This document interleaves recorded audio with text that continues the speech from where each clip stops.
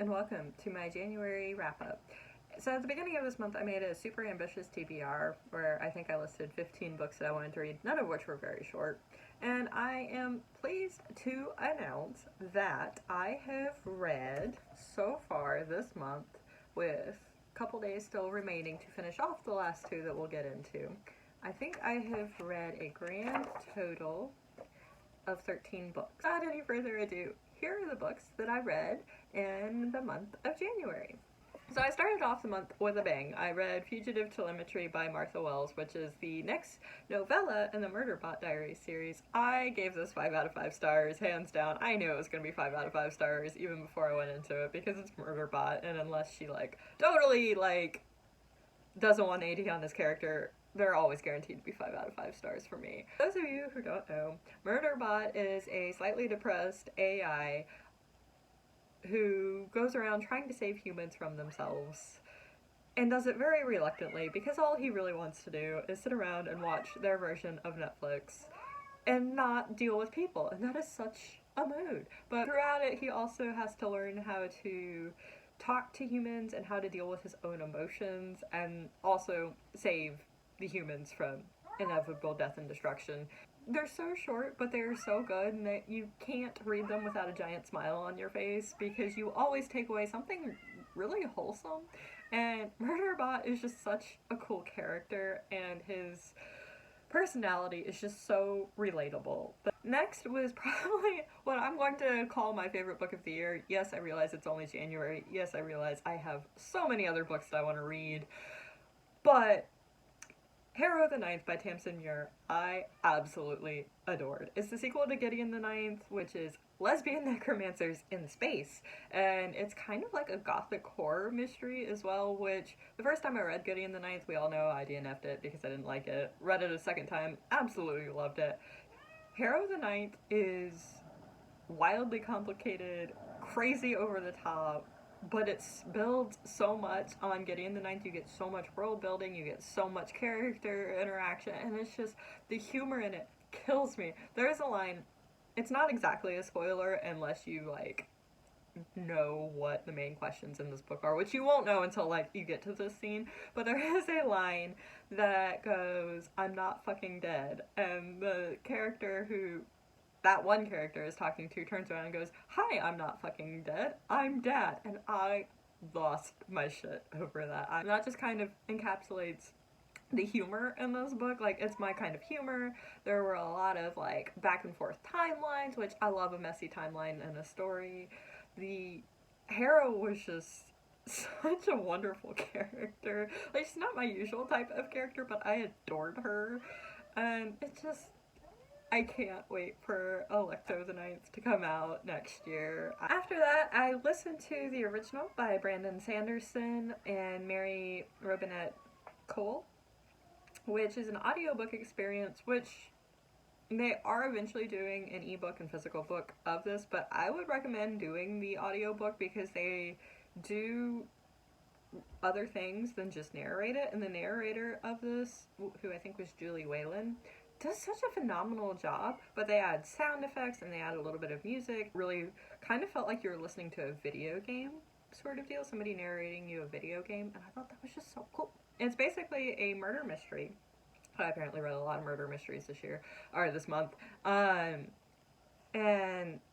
it's following a woman who is the clone of her original. Her original had murdered her fiance, and they're trying to figure out why. The clone is supposed to dole out justice, and then if she doles out justice, then she gets to take the place and continue living. If she doesn't, then she's deactivated after 4 days. My first 3 books were all really solid, 5 out of 5 stars. After that, I had the misfortune of reading A History of What Comes Next by Sylvain Neuvel. I did do a rant review on it, which I will leave both linked down below and up here, but I did not like this. It really didn't make a whole lot of sense. Nothing was ever explained. The characters were not that appealing to me, and being such a character reader, I have to like the characters. There were lots of flashbacks, which I like normally, and I liked the flashbacks in this. I just didn't like the rest of the story. I ultimately gave this 2 out of 5 stars.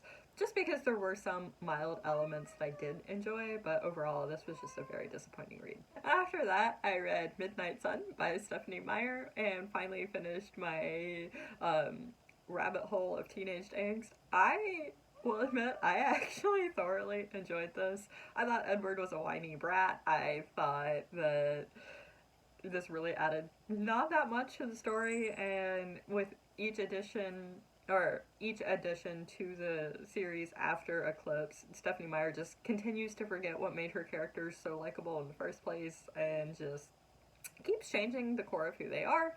But I gave this 3 out of 5 stars.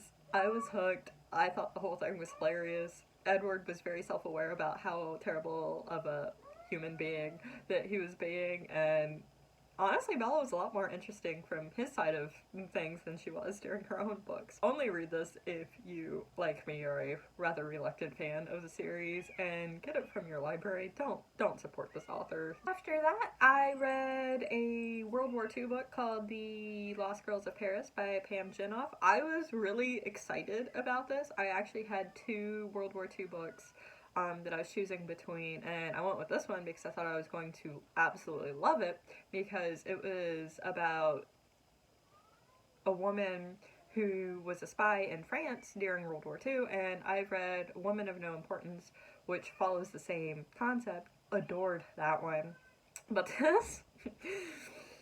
this was a romance, straight up. This was just a romance book, like, with mildly interesting trappings. There was no substance to this book at all. It was very bland, the characters were boring as heck, and it got 2 stars. After that, I listened to The Answer Is by Alex Trebek, which was his memoir, and if you don't know who Alex Trebek is, he was the host of Jeopardy for 36 years. It was read partially by him, but he wrote it so late into his cancer that he couldn't really sit and read the whole thing himself, so they had Ken Jennings read the vast majority of it, and I didn't realize just how sassy of a human being Alex Trebek was and how much he gave back to the community, so I really enjoyed getting to learn a lot more about this. And I personally think that if they don't make Ken Jennings the next host of Jeopardy, then there should be a riot. There was one thing I did disagree with throughout all of this, and it's honestly kind of sad in a way, because Alex Trebek kept restating over and over that he didn't want to be seen as the face of Jeopardy, he was only the host, and always insisted on being the host of Jeopardy and not Alex Trebek's Jeopardy. But I think we all kind of feel that after 36 years of having Alex Trebek, he is the face of Jeopardy, and it's going to be weird for whoever takes over after that. So that was kind of like I get what you're trying to do, but I don't think that was very successful. After that, I read the other World War II book, which was The Huntress by Kate Quinn, and I adored this so much. It got 5 out of 5 stars. Yes, there might have been some issues with it here and there, but it involved the Night Witches, it involved flashbacks, which we all know by now I love. It involved a very sassy Russian and a very sassy Brit who were trying to divorce each other, but also not trying to divorce each other. And it was so interesting. I could not put it down, which is rare for me in World War II books. And it was very also unexpectedly gay. And everybody in it was at the very least bi, and I was so here for it. I adored it. I was not expecting it to be gay, and apparently the best way to hook me nowadays is to just be gay. After that, I got back onto my sci-fi train and read Caliban's War by James S.A. Corey, which I loved, and I continue to love this series. I'm very much looking forward to reading Abaddon's Gate next month, but this was basically plot-wise a rehash of Leviathan Wakes to a lesser degree, and so I knocked it a star for that. Yes, I loved all the world building and the politic expansion in this, but you gotta come up with more original plots, guys. This had the potential to be a 5 out of 5 star read because there were a lot more elements to this that I enjoyed more so than the first one, but the plot was weaker. And while I generally don't demean stories for their plots because honestly I don't really care about the plot all that much, it was the exact same story as Leviathan Wakes and I got a little annoyed. 4 out of 5 stars. Still a great book, still a great series, still looking forward to the next one, but Yeah. I listened to All Boys Aren't Blue by George M. James, which I gave 4 out of 5 stars to, not because it was a bad book, and I thought it was very relevant, but I also was not the target audience for this. This was definitely a YA geared book, which I did not realize going into it, and it was also very much geared toward explicitly gay people, which is great. And it also is geared more toward black queer kids than, me. But I still really enjoyed it. I still thought it was very important. I still think it should be a required reading for everybody. Then the most surprising book I read this month was not actually the World War II book that I gave 5 out of 5 stars to, though that was fairly surprising. The most surprising one was The Burning God by R.F. Kuang, which I flat out adored. I gave this 5 out of 5 stars. Like, this book made the trilogy for me. The Poppy War trilogy is a very, very dark Chinese history inspired fantasy story that is very gruesome, very explicit, and in your face depressing all of the time. I enjoyed the first half of the Poppy War, and then once things started going south, I don't like dark books. I just don't, because the world itself is dark enough, but there is an audience for them. But I read the Poppy War, and then I read the Dragon Republic just because I wanted to know what happened next. Didn't like the Dragon Republic near as much as I liked the Poppy War. And then I was very reluctant going into The Burning God. I wanted to read it just so I know how everything ended, and I kind of had a feeling I knew where it was going at the beginning of the book, and I was right. But I loved it. Like, this entire book was Ren having to face the consequences of all of her actions and finally having to grow a little bit as a human being. And then she finally started realizing just how bad she was being, while still continuing to make bad choices anyway. And I just thought this book worked so much better than the other two. I know that's like not a popular opinion. Like, so many people did not like the ending of this. I adored the ending of this. I thought it was like very fitting for who Ren was, and I thought it was very fitting for where the story was going. The last 2 books I'm currently reading as of filming this, but I also am probably going to finish them by the end of this month, and if not, very, very early into next month, to the point where I'm going to include them in this, and that is The Great Hunt by Robert Jordan. I'm about 40% of the way through this, and I'm filming this on Thursday, and I still have a lot of reading time left today.